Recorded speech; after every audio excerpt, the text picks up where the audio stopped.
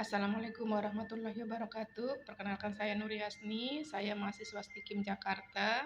Di sini saya akan memberikan edukasi tentang BPH. Edukasi tentang BPH atau pembesaran prostat jinak.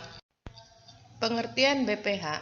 BPH adalah suatu keadaan di mana kelenjar prostat mengalami pembesaran, memanjang ke atas ke dalam kandung kemih dan menyumbat aliran urin dengan menutup orifisium uretra. Gejala BPH. Adapun gejala BPH yaitu ketika seseorang terserang BPH, ada beberapa gejala yang mungkin dialaminya. Misalnya, selalu ingin berkemih, terutama pada malam hari, inkontinensia urin atau beser, sulit mengeluarkan urin, mengejan pada waktu berkemih, aliran urin tersendat-sendat, mengeluarkan urin yang disertai darah, merasa tidak tuntas setelah berkemih. Gejala tersebut muncul akibat tekanan pada kandung kemih dan uretra. Tekanan ini terjadi ketika kelenjar prostat mengalami pembekakan atau pembesaran. Pencegahan BPH. Menurut penelitian, risiko terjadi pembesaran prostat jinak atau BPH dapat dicegah melalui konsumsi makanan yang kaya akan serat dan protein, serta rendah lemak. Hindari juga konsumsi daging merah. Berikut ini contoh-contoh makanan dengan kadar serat tinggi: kacang hijau, beras merah, gandum, brokoli, kubis, lobak, bayam, dan apel.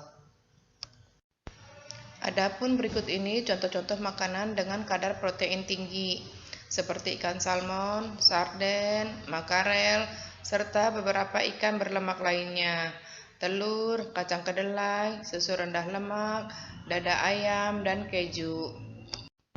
Berikut ini contoh-contoh makanan yang harus dihindari: minuman beralkohol dan kopi, sawi putih dan kangkung yang dapat mengurangi aktivitas kerja obat, buah-buahan seperti lengkeng dan nangka mengandung zat tumbuh, durian, duku, nanas, dan anggur. Makanan yang diawetkan, makanan yang mengandung lemak tinggi seperti udang, kerang, kepiting, dan cumi. Daging yang disuntikan hormon, makanan pedas yang dapat menyebabkan ketidaknyamanan. Penanganan BPH dengan gejala ringan.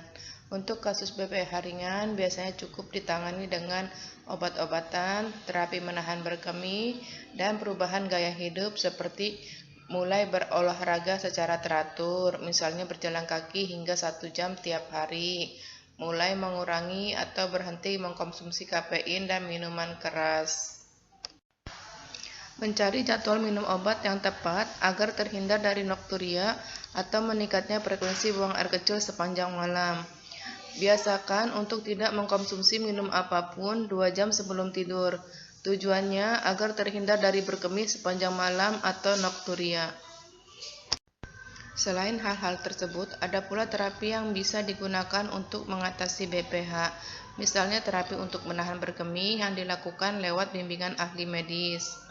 Dan penanganan BPH dengan gejala menengah hingga parah adalah melalui operasi. Sekian dan terima kasih.